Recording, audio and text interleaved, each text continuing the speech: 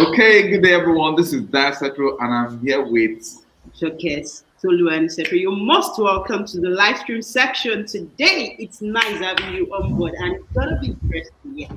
and let me tell you we have full house today and I want each of them to introduce themselves in 50 seconds because anyone that steps beyond timing today, they have this bell. Once you hear my bell ring, you just know that it's time for you to wrap up. Okay, let's start with the most outstanding man of the match that showed that his face today by name Emmanuel. That's a good one. I love that. Okay, good evening. Good evening, everyone. My name is Emmanuel. I currently work with Deep Talent as an SDR. I am really excited to be here. It's been an honor, it's been a pleasure, and I hope this is an engaging and fruitful conversation. Okay, Definitely. nice one. I think I can see that. Oh, you can mute. I can, okay, I can see that a lot of us are already live watching us live. Apology for that former stream that was cut off. Please, if you are seeing this live stream, kindly give us thumbs up and drop one or two comments there as you follow us. We appreciate you. Okay, with that being said, we have. Oh, I thought we have Ibrahim here. Maybe we lost him. Okay, we'll just go over to Josh. Please, can we meet you, Josh? Yeah, my name is Josh Onifade. I run Deep Talent platform. Thank you. Wow, wow, wow. Let's use this is the best shortest introduction. Okay, let me help him to expatiate. He is actually an ex-banker, a carrier of numerous degrees from Africa to Harvard to what in. Okay. I think the last man of the match just joined in now. We have Okwemi. Okwemi, introduce yourself 15 seconds. He doesn't know it Hello, yet. good evening, everyone. Good Good evening. evening. Hello, yeah, my name is Yeah, we can Ibrahim hear you. Okwemi. Yeah. Yeah, my name is Ibrahim Okwemi. I'm excited to be here, and we're ready to jump into the topic for today. Okay. Now, since Okwemi is already jumping into the topic for today, please can you just tell us a little bit of what we are discussing about tonight? You have the floor. 1 minute. Okay, basically, what today's topic is about is the topic is stating higher, better, spend less, grow faster. So basically, it's just giving a signal that do you know you can hire real talents, you can hire one of talents, and you can even spend less doing this. That way, when you have one of talents in your organization, of course, there will be productivity, and that's exactly what this is all about. Thank you so very much. So, largely, we are going to be discussing one of the critical decisions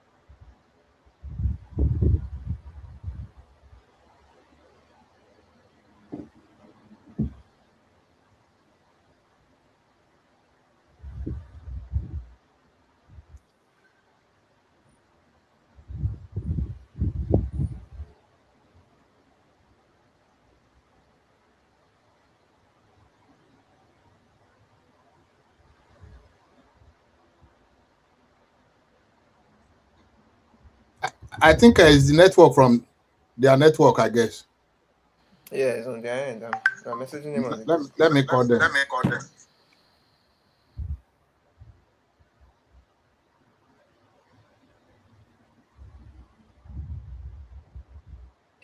Okay, basically, okay, since we have disconnection from the host, we can still continue. So basically, what this topic is all about is about how you could experience uh, um, affordable rate alongside with one-of-one talent and get maximum productivity out of it. So basically, we'll start the conversation now with some um, engagement or some conversations. Like some persons will say there's a particular job, and the job has the cost to hire this person, or some company will say the budget for this role is 5,000 naira, for instance. Okay. And why the candidate they are trying to get there is saying my budget or what I intend to have as a take home is 20,000 naira. So what exactly is the difference between cost per hire and cost per vacancy? Okay, and why does it matter? I'm sure you understood the first instance I gave just now. So is there any particular difference that you think that exists between the cost per hire and cost per vacancy? Please, anybody can pick that up, please. Okay. Maybe we just give a bit of background before we really dive in. Um, you know, when you look at businesses, so to say, you'll be wondering why some businesses are thriving, right? Why some are struggling. Every successful business, they have their secret. One of the secret could be maybe you are able to hire smarter and at affordable cost. Do you understand? Let's say, okay, me as a business person, I have a business analyst I'm probably paying like £6,000 on a monthly basis. Meanwhile, another business is paying double. At the end of the day, by the time you look at our book, surely it's going to be a different ball game. So the idea is hire smart and let it be cost effective. Now, Okay, no, quickly, I just want to interject it. Yeah, sorry, okay, that's sorry, you will continue. I just want to interject a little bit. Now, if you say I am smart, okay, and you said I am smart and get at an affordable rate. Now, yeah.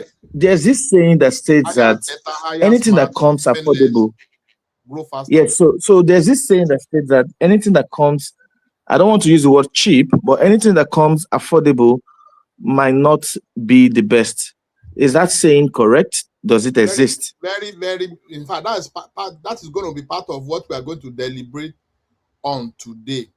You are very correct to a large extent, but there's something because even the big finance firm around the world, they are not mindful of the cost in the real sense of it. They are mindful of productivity, right? They are mindful of productivity. However, what stops you having been efficient and effective in productivity at a very effective cost? If I have to pay £5,000 or $5,000 for a cybersecurity analyst and it will deliver excellently, than me paying $20,000 or $15,000 and getting the same result.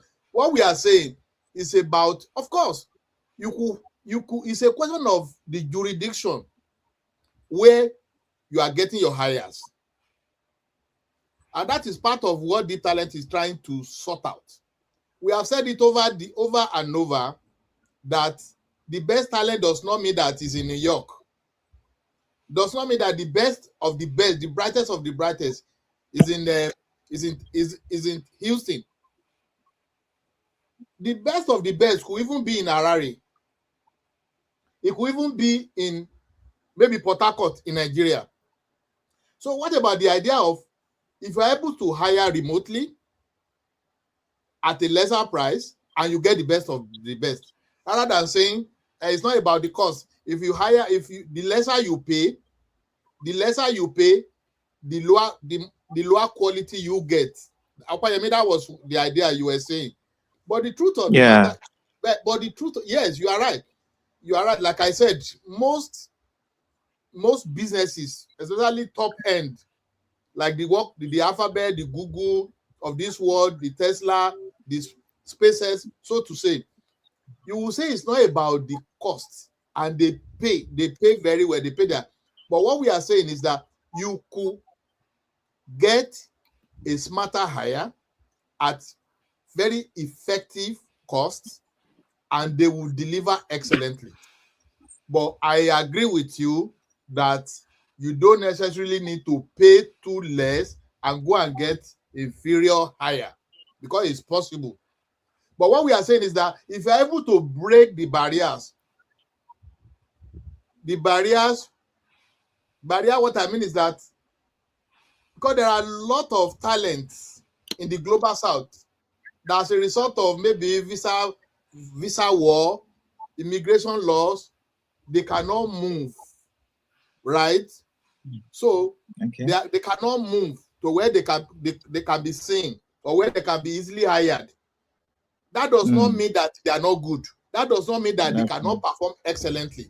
So, but if you are that's able true. to break those walls, whereby you can hire from anywhere, from Philippines, you can hire from any part of the world, and hire the best of the best, yours truly, it will be a plus when you hire the best, the smartest, at a very effective cost. Thank you. Oh, thank you very much. I think you nailed it there where you said you can be anywhere and still get higher. That's one. And you nailed it when you said it doesn't simply mean that because you are down somewhere inside one hole or one bush, and that automatically makes you incompetent, or that automatically makes you non-qualified talent for a particular role. Do you understand? I think that make a whole lot of sense. But I want to say this, huh? Have you by chance seen a situation where a company overpays a talent? Now, we have a budget for uh, um, a procurement officer. Excuse me, a procurement officer. The budget we have for it is £2,000. Now, upon interview, upon engagement with the procurement officer, we ended up saying, "Oh, procurement officer, we're going to pay you £5,000." Why do you think these things happens? Why do you think companies get to pay more, or get to overpay a particular talent, or get to increase the budget for a particular talent, having it in mind that there's a budget already? Because of course, every company works with budget. Please, anybody can pick that up. Why do you think companies overpay talents? Okay, maybe Emmanuel, if you have opinion, so that I don't, but I think it's too early. I think I can still come in. From my experience in few banks where I work back in Africa, then um, sometimes there's what we call overhype. When a Hmm. particular, maybe you are Okay. trying to poach a talent from a company, from a particular company, like what happened now in there's this guy, the highest paid employee in Meta. That's Alessandra, if I'm correct. Alessandra, yeah, is the highest paid so far. It was actually poached from I've forgotten this company. Yes, that one you could say overpay, but the other side of the story is performing. Now, what I want to say is that back in Africa, then I realized there was a time we needed to hire a CRO, and this CRO was so high that even we went against our budget just to make sure that we hire it, simply because of it was high, but eventually it was a different ball game after we engaged. It was actually a waste of time. So it is possible you overpay and you don't get excellent Good delivery. result. Hmm. Yeah, Okay. you don't get excellent performance. Maybe it could be as a result of, because this CFO was actually coming from, I think it was somewhere in Togo. I don't really need to. So the thing is, it could be environment, it could be a systemic issue, not that the CRO will not perform. You could get to the system and realize the system is toxic or it cannot operate. It's just like a player that is bought maybe from Barcelona, you brought him to Arsenal, maybe because of style of play or the style of the coach, and he could not perform. So it happens. And we don't even really need to fix our gaze on. We could even look at what happened in the Premier League, because it's about talent. Do you understand what I'm saying?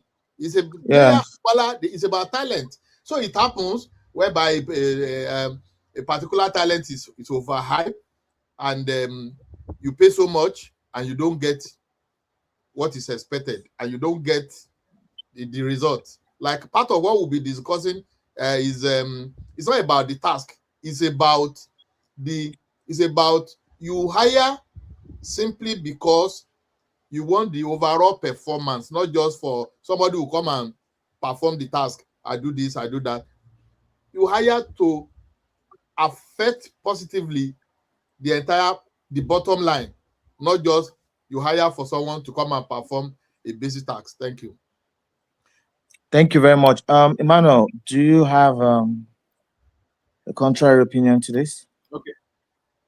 Okay, before Emmanuel comes up, I really want Okay. Emmanuel, you might need to mute. I'm having reverb from your side. Before Emmanuel comes up, I might really need to wade into the fact that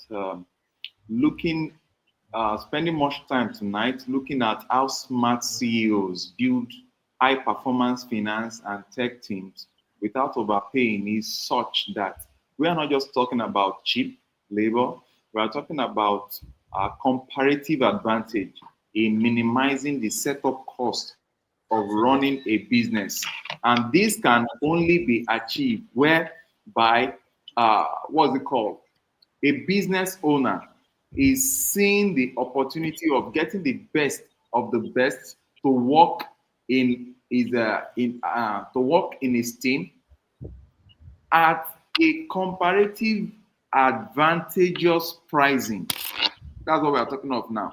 Instead of spending about $50,000 annually, if you are able to spend about $35,000, whereas you are also getting the needed value where it really makes sense, and that's what intelligent businesses are doing. What they are doing now is to make sure that they get the best to their team at a relatively or a comparative advantage pricing. Now, I heard you in between the glitches that we had here. I heard you talking about the the possibility of having bad or poor talent being hired because the price is cheap. No, we are not talking about cheap price here. We're only talking about having the opportunity to upskill your what's it called, your talent drive by removing the blockade that is caused geographically. That's why Josh was mentioning going to the Philippines, to the either North or South Africa or wherever to get the best of talent there. And what we should have at the back of our mind is that a lot of brands in the United States, in the UK, Canada, and Australia, they're already taking this advantage.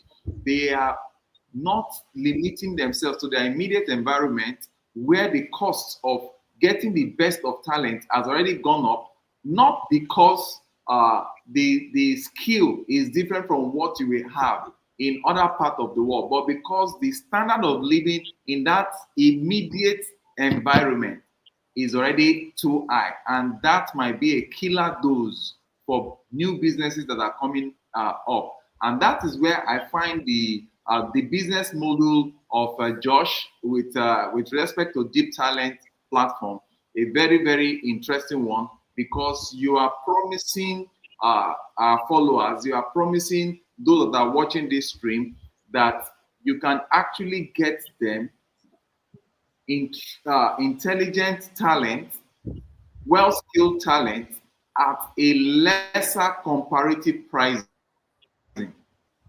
or salary. Now, Josh, can you, in 1 minute, can you just tell us the nitty-gritty of how you are going to ensure that the best of talent is being placed to perform these roles in the global north, so that we don't have the issue of the cheaper the salary, the cheaper the pay, the lower the quality that is being delivered. Thank you. Thank you very much, and thank you once again. Let me say this on a larger scope, so to say. You find out that a whole lot of businesses are leaving, some are leaving United Kingdom and relocate to Dubai because of what? Cost comparison, right? So also talent. Now, in Dubai, you find out that like in the UK here, the task is as high as 40%, 42%, depending on your KIDA, right? Maybe from 55, 60,000, 65,000 and above. Meanwhile, in Dubai, maybe I think it's less than 10%. So what we are trying to say is that these are the factors that could reduce the cost of hiring and triple and double productivity, right? Hello, guys. Yeah, Yes. Yeah, with yeah. you. So we now narrow it down to, so in deep talent, that's exactly what we are replicating. We are telling you that we will hire the best of the best for you. Like I said earlier on, that because New York is the capital city of the world, so to say, does not mean that the best of talent reside there, right? So Yeah, I'm narrowing it down to what he said about how are we going about it in deep talent. Yeah, it's simply because we identify. It's simply because it's simply because talent in the global south, the cost of living is reduced, right? Cost of living is reduced. What it will cost for you to acquire a talent in the city of Lagos, it will be far different from in the city of Manchester in the United Kingdom. Simply because of part of it is cost of living is reduced, right? Because those are the factors. And looking at it in this direction, in deep talent, is we don't just place talent. We look at your needs, and we also look at what we have in our pipelines. And don't forget that we have 1% of 3%.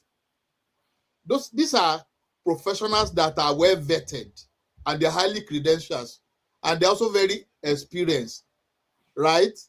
But because of locational advantage, let me put it that way, we will not say disadvantage. So that is why you could pay less, but that does not mean that they are cheap. That does not mean they are cheap, because they have history of performance from their previous organizations, right? So that's the idea. Thank you. Okay. Thank you so very much.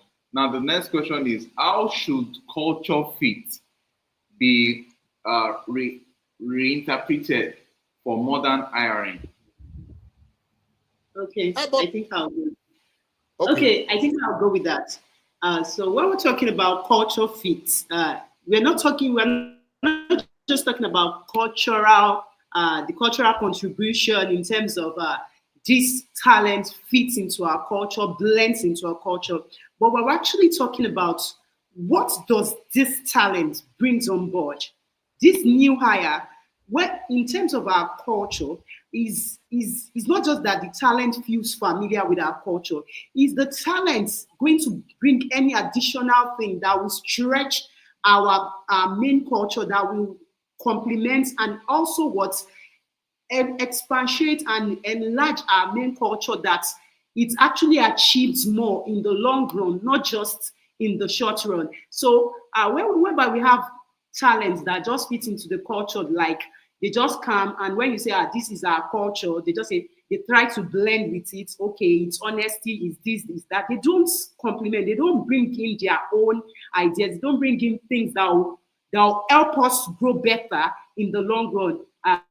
That means we are still hiring for cultural fit in the traditional way. But if you want to actually hire for cultural fit in the modern way, you have to think of the adaptability, the talent complementing the organizational culture that is existing, and being able to stretch it in the long run such that more values will be brought in by such talent. And it's not just that it's a nodding talent that is not bringing anything onto the organization in the long run. Okay, following up on that, your answer with respect to culture. Have you heard of the word, has any of us heard of the word culture war? Based on experience in HR, there is always an issue, if not properly maintained, culture war in workplace. And as such, I would like to ask, have you ever envisaged the possibility of having a cultural misfit from the global south to the global north? Is anyone going for this question? Can I have someone to answer this? To go for it. Okay. Like we had in the last stream, I'm so much keen about this culture of a thing, and Dr. Ojo said it's that culture is beyond just you knowing that these are what are binding, those are attributes, we have integrity, honesty, and all that. It also means how you sink into the organization. So Mr. George did mention last week in our last stream that he had an organization he knew in the global north, and some guys were good intellectually, but because of the culture of cultural misfits, that they were not really inculcated. Like there are some norms that were not allowed there, like you snapping with doing videos in the official premises and every other thing. So I know there will really be cultural misfit, because most of the things we don't count to be anything here in the global south, there are actually great things there in the global north. So any talent looking forward to really give the best to global north companies, who actually need to do a lot of investigation, just like we said, needs to have a mentor. This is what is viable here, this is what is workable here, this is what is real here. You don't do this if you really want to have long-term stay here. You don't do this, and I think that's just it. Okay. Having an overflow from what your response is, I would like to ask Emmanuel. Emmanuel, I understand that you are the SDR for Deep Talent, and as such, what are you guys putting in place to ensure that there is a balance of cultural change between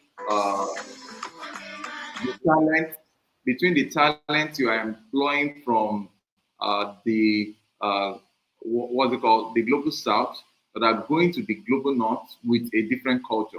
What plans do you have to mitigate the excesses of this cultural overlap?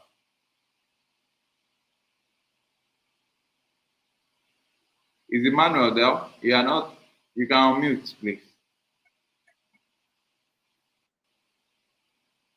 Emmanuel, please unmute. Please unmute. Okay.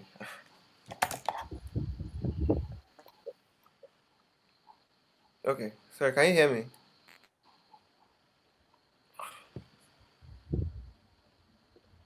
Can you hear me? We can hear you. Yes. Yes.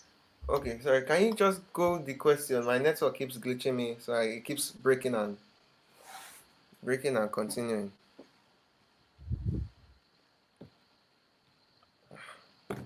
So we are talking of culture. Yeah, we are asking you. Okay. You can mute so that you listen to music without echo. Okay, we are saying, based on the fact that you are the SDR of Deep Talent, tell us what Deep Talent has put in place to reduce the friction that comes through the clash of culture from the from the global south, where these talents are coming from, vis-a-vis the global north that are the employers of labor that you guys have been recruiting for all this while. Okay, so I'll say first of all, the platform does the heavy lifting of making sure that this friction does not even exist. Because this question holds true if the friction exists. For example, all communication with the talent is automated. We don't have to lift a finger.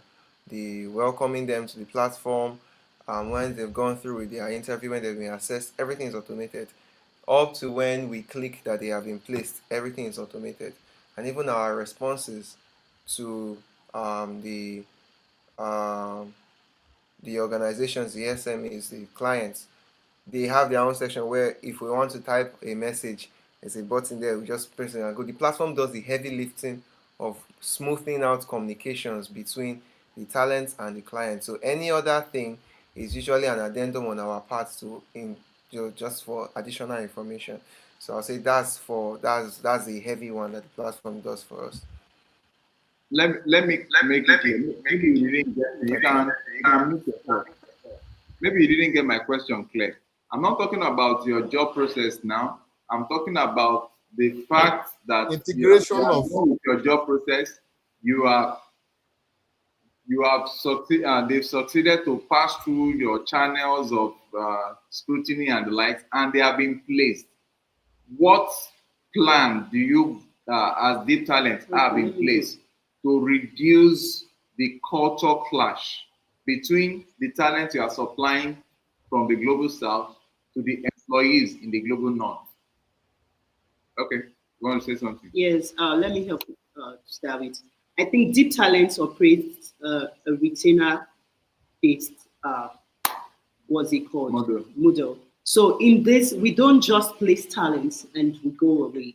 We see them through their compliance, their payroll, everything, and also we have a system that checks what they're doing per time. Like for the first 60 days, I think there's going to be a performance. We're going to see their KPIs, and we have trainings. We have collaborations with other, what's it called, bodies also that are working with us.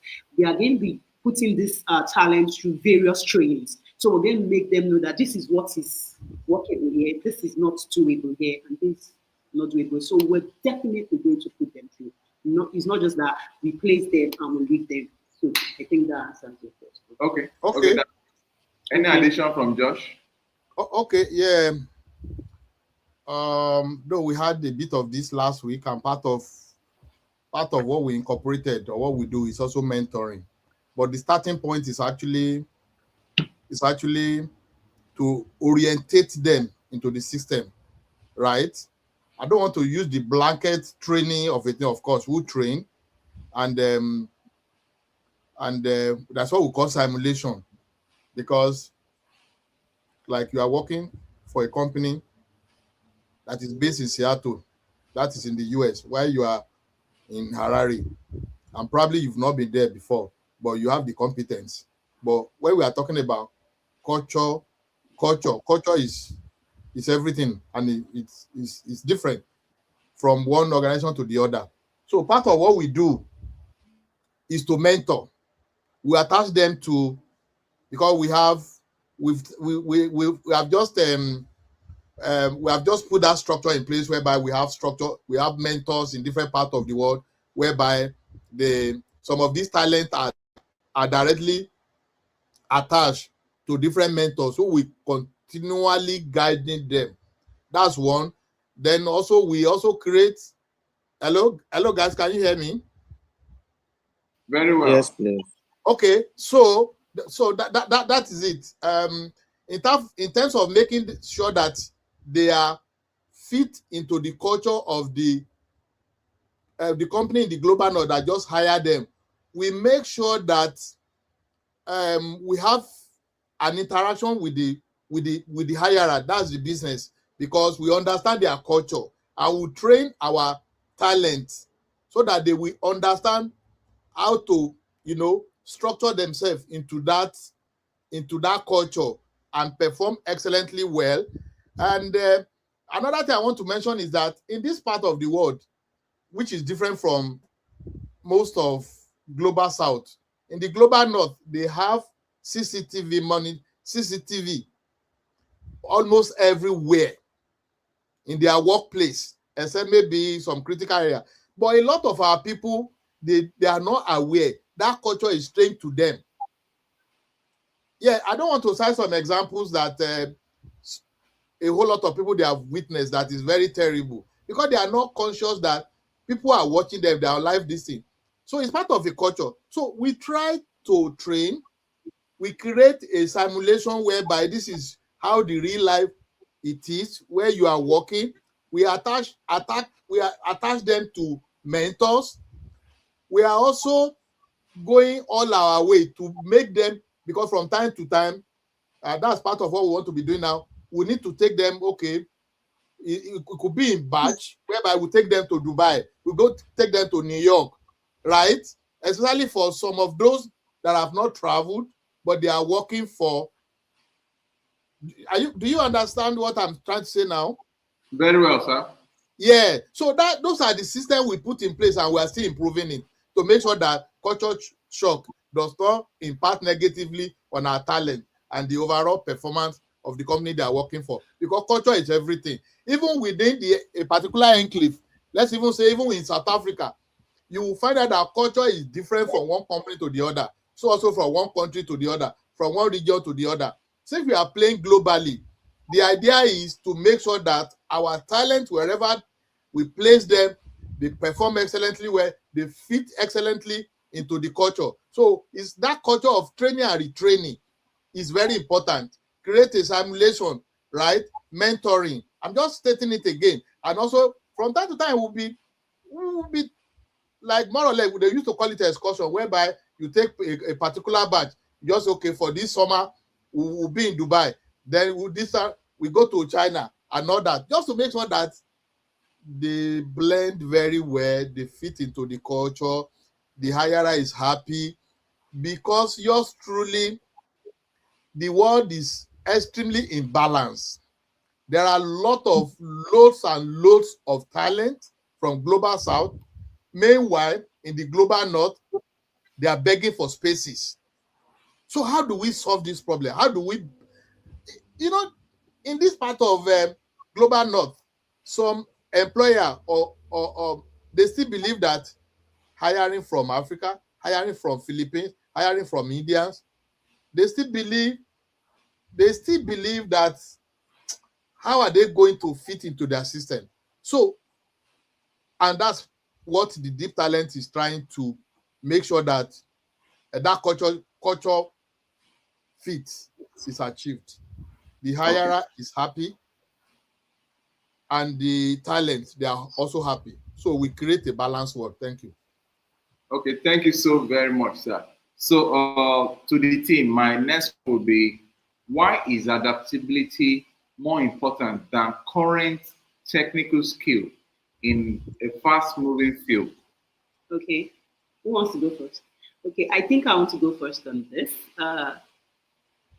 Taking a cue of what is happening in the world of AI, cybersecurity, cloud infrastructure, you see that what you know today, like it will be obsolete in the next, it might be obsolete in the next 12 months or 18 months. So it's not just about your current knowledge, but your ability to adapt. When you have a talent that could learn different frameworks, that could learn different skills within just a frame of, let's say, 18 months, that's more better than somebody that will just stick to, I've known this skill, I have this skill. So I think if you really want to hire smart, you should think of adaptability. Is this person able to adapt to what is really going to happen in the next few months? It's not just that, I'm a tech person, I'm a tech guru. Your tech guru-ness might just be obsolete in the next 10 months. And I think that's what I have to say. Anyone can just. Okay, Okwemi, how is deep talent measuring adaptability in talent that are being released into the global north? Okay. Basically, the better way, or the best way I think is right to measure adaptability is um for instance a talent who submits his or her CV for customer service, and probably after doing the test and all, we could see that this person has the experience to step into the business analyst role, and the adaptability came in because from its conversation, his or her conversation, we could tell that, oh, this person has this knowledge, this person knows what he or she is saying, this person has the experience, or this person is has this wide knowledge in other fields like the business analyst. And also, interestingly, the way the AI is being structured with deep talent is that if you actually did apply for customer service and after your test or your exam, the AI could actually see directly and say, oh, this candidate does fit for customer service and fit for other roles like the business analyst. Now, how did this happen? Because we've actually set up the AI to understand what it means to be able to to be broad. We've actually designed the AI in a way that adaptability is also one of the key features we've actually embedded into the AI. Now, for instance, if a person who lives in let's say who lives in Nigeria and now leaves Nigeria to another country, let's say a cold country, a country that is very cold. Now, would the person say because I live in Nigeria that is not cold or that snow doesn't fall, I will not step my feet outside? No, that is total no. The adaptability in that kind of person will play out there because the person will have to find a way around it, get a warmer, get a jacket and the lights, and move out and start doing his day-to-day activities. So that way, we have been able to make our AI sensible enough to be able to make our talent adaptability enabled. Thank you. Okay. Thank you so very much with that. Now, I move to the next question. The next question will be, when you have the opportunity of meeting with two candidates and one has proven experience while the other has potential, which will you go for? I need answers, short answers from every one of us. Okay. Quickly, let me just jump on this now. Uh, I think in the current day right now, where we find ourselves right now, let me use Nigeria for instance. We will find ourselves in a place where companies right now or hirers now. I'll make it very short. Hirers now immediately they see your CV. Oh, first class, first class, first class. They ignore the fact that you have the experience or not, and it is wrong. Someone with first-hand experience about a particular job is the best fit for the job. I have been to a war before. I've been to Sambisa Forest before. I know what it takes to work or to deal with bandits. Now you're bringing in a new recruit or someone who just graduated from maybe a training school. That person is not. It might be the best student in their class. It might be the best shooter, the best whatever sniper, but it doesn't have the first-hand information or first-hand experience on how things are done back on the field. As such, I say again, an experienced talent gets a better opportunity, should get a better opportunity than what's it called what will I say, a person with a certificate or degree or results Okay, as the case may be. Okwemi, you said it all. Considering the hirers in the global north, the norm is that it's not just about your credentials, it's about your hands-on experience. So you said you are a guru in tech. Come there, do this product for us. Yes, let's see what you can do. Let's see what you're made up of. Okay, you're a project manager. You want to do this project. They can just give you a scenario. My online course that I was running, they'll just create the scenarios for you. Every time it's a scenario, you just have to. It's not a scenario like you. It's something you're experiencing it. It's something like, here in Africa we like all these way, credential of this one, doctorate, that. It's good.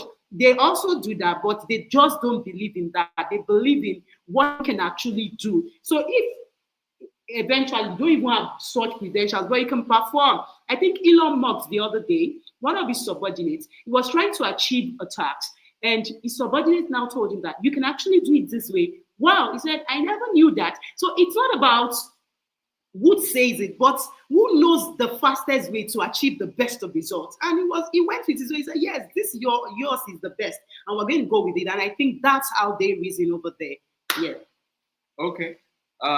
So Emmanuel, in what way have you guys at Deep Talent been ensuring that you release the best of talent from the global south to the global north, considering this decision making? One, are you guys always going for experience or for potential? Okay, so this is where I would like to refer to our earlier, I think the podcast we made earlier this week, where the culture of the company is very important. The culture of the client is very important. There are clients that are willing to take a long-term potential candidate. Okay, we want a candidate that will grow into this role depending on whatever project they are handling at the time. Or we want a candidate that is fully experienced and already knows how to do this. So depending on that, every candidate has descriptions attached to them based on the assessments we have done with them. So is this candidate skilled in a certain way, has the information, or is ready to learn?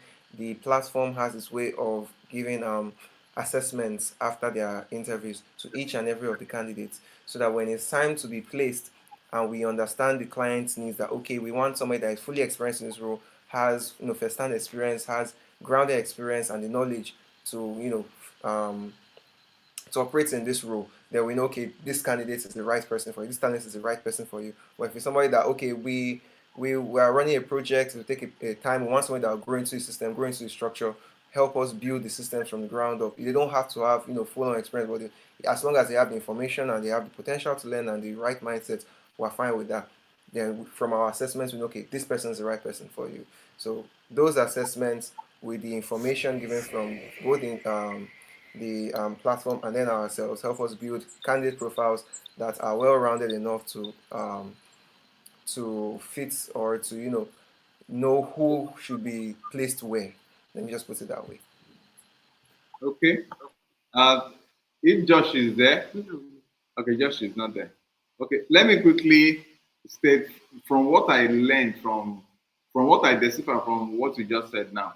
You are saying that some clients might be interested in having those without experience, but they have potential. Is that what you're saying? While some will go for those with experience.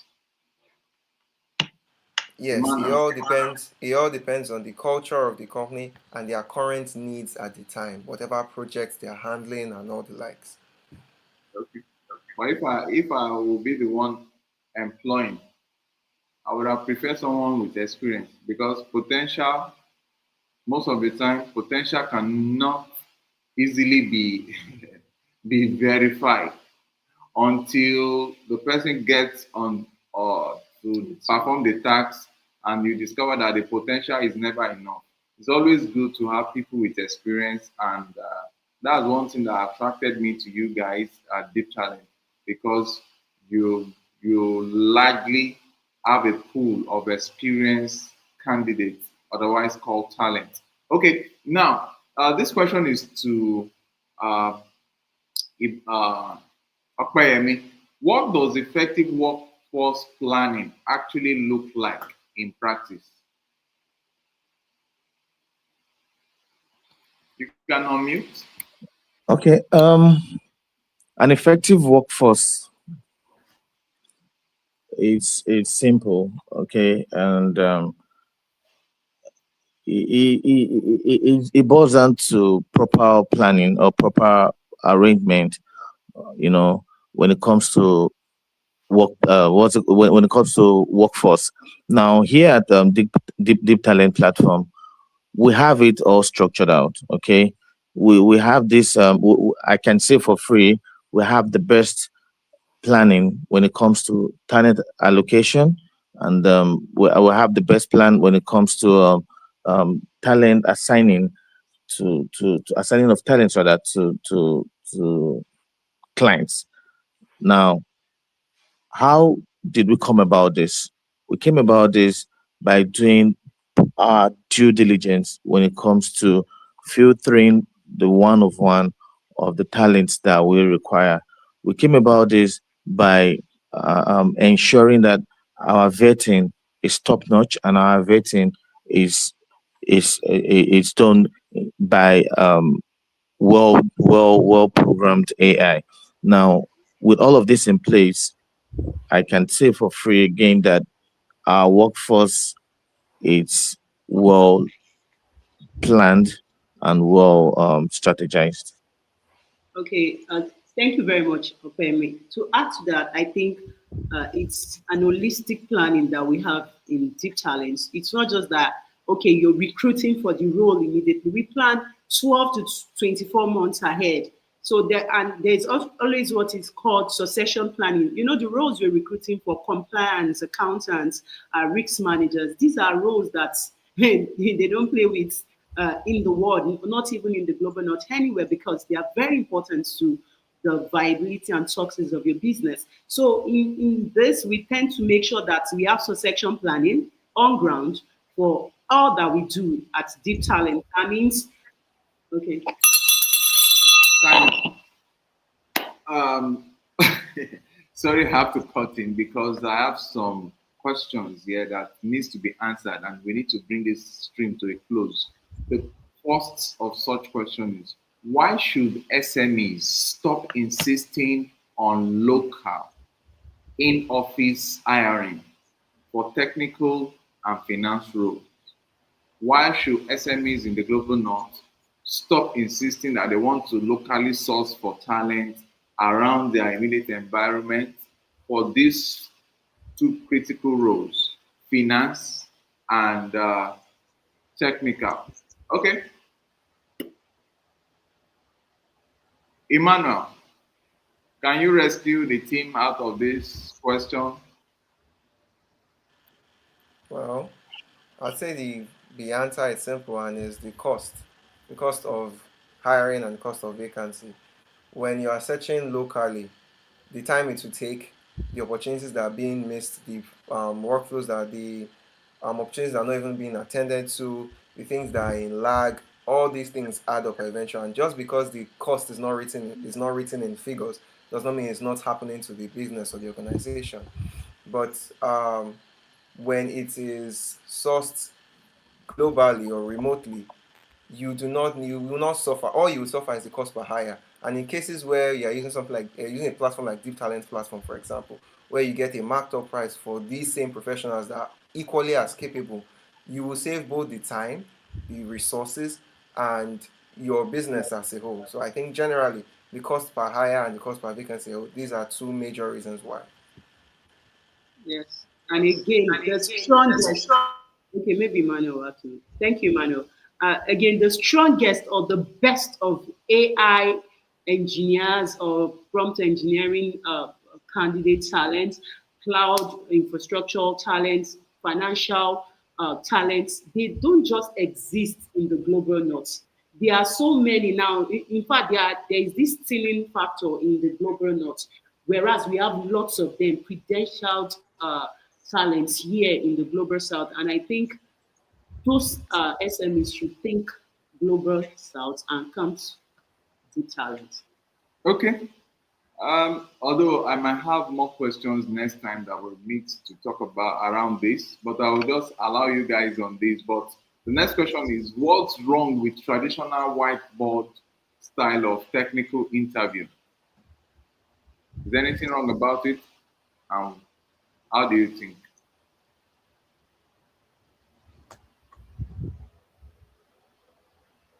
Ibrahim, I think this question will be better answered by you. Hello, Ibrahim. Hello, Ibrahim.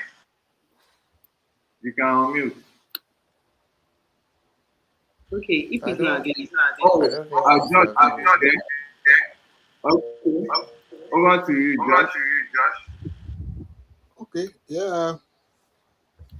Okay, I I think think I think a whole lot of things are changing. And what works last year doesn't work this year, or what works yesterday does not work today because of the ever-changing work or work environment. And that's the truth. Um, Before, what will take you a week to work on and get it ready in today's of artificial intelligence, what will take a week before will probably take 30 minutes now for you to get it done. So what's and the way the world is moving fast, and it's across the board, right? So that's my response to that. Thank you. okay. Thank you so very much. That's very precise. And if I should say more to this, um, in the what I call it previously, majority of the technical interview is just you come in and they can even present a dead system to you and say, okay, revise this, uh, do perform whatever you are saying that you can perform technically to diagnose the challenges that this system is having for technical reason and the like. But now we live in a world whereby coding and the likes of them has taken over, and the space limit is no longer in existence. So this might be part of the reason why these changes are coming in. Ibrahim, it's like Ibrahim is having some technical challenge.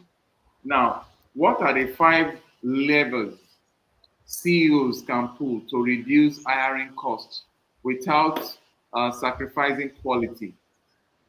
What This question is actually to you that you're already in the global north, Josh.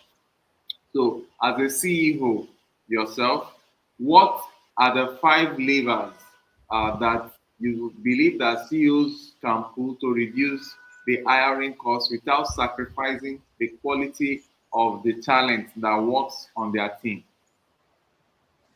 Okay. Okay, just because of the time, I think it's technology. You leverage on technology, which is also part of artificial intelligence is also part of it, because you can reach wider audience. You can throw your net massively, right? Whereby before now, maybe the cost of placing an advert on a TV will cost more, but just by creating content by influencers, whereby you can reach wider audience that will have you have options, choices. Do you understand what I'm saying? Very Very well, well. very well. Maybe you operate in London and you needed to you needed to hire. You are limited to that environment. And if you say you want to do like an advert, you know what I mean. Mm. But today you can widen your reach and acquire a more cost effective IRR. That is it. I've mentioned in terms of reaching wider audience. I've also mentioned leveraging on technology, is also part of artificial intelligence. And another factor that you could consider is okay, there are a lot of working remotely now. That's also made life easier ahead. Before now, you find out that it will be so expensive for you to maintain an office whereby everybody comes to. People come from different part of the city, maybe in London or New York, or the way I'm even mentioning London or New York, you might be thinking I founded them today. So what I mean is that, but today, the opportunity of working remotely has made the cost reduce drastically. So, and also a balance of it. You say we work hybrid. You do 2 days on site, 3 days. These are the strategy approaches way whereby costs can be minimized and it will not affect performance. Thank you. Wow. Okay, thank you so very much, every one of us on the platform today. We are so glad having this conversation.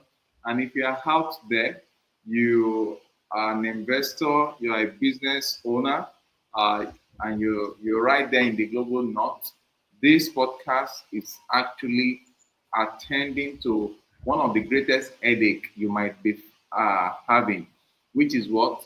The balancing of your account, cost, ensuring that there is no business person that wants cost to be swelling up as if they are looking for Yongi Po war to fight again.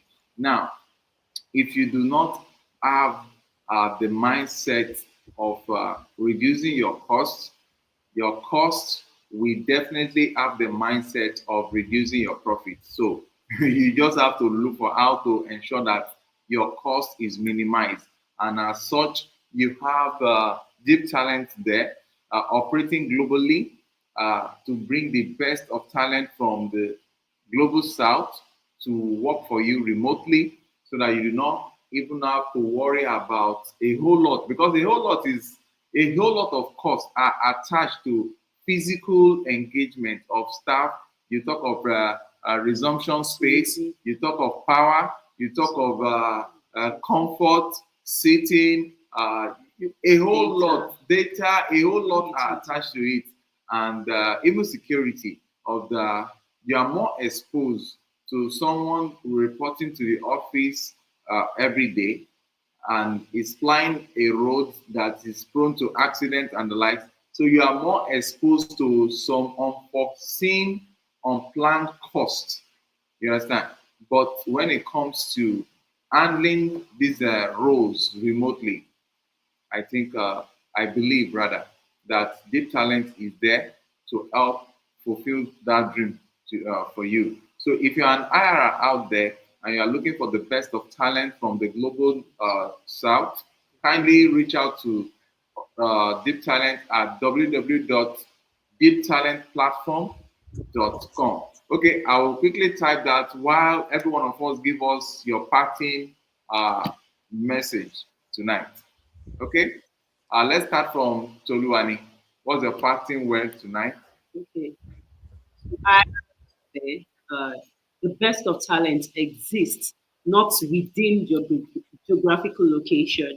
And I think this is the best of news today. We have the one of the 3%, one of the best, as in 1% of the 3%, as in well vetted talents available for you, especially in finance, tech, operations on Deep Talent platform. So what you need to do is just log on to www.talentplatform.com. Just come and a trial will definitely convince you. Okay, you've heard it from the female mouth. I don't want to say the horse's mouth because she's not an horse. Now that if you are an IR out there and you need the best of talent, where you need to go to is what I'm displaying on, I want to say on the couch, what I'm displaying on the screen. Just to IRAs, reach out to us on www.deeptalentplatform.com. And if you, in case you stumble upon this video and you are not an IRA, you are a talent looking from the global south, looking for a better placement to find your experience in your numerous areas of what's it called of engagement, kindly to the same platform. You go through the list of available vacancies there, and for the hire, just reach out to the same platform. There is a section for IRAs. They will definitely get you the talent that you need to fulfill those your founders' dream. And at a what? At a better competitively advantageous rating. Okay, over to you, Emmanuel. Your parting word tonight. Okay, so I for everyone, for every recruiter, every business owner out there, what I would say is excellence comes at a cost. Excellence comes at a cost, and what Deep Talent is here to do is to make sure you don't have to pay that cost, whether it be in time or your resources. So just remember that excellence comes at a cost. Thank you very much. Wow, wow. What I can get from what you just said now is like a double-edged sword.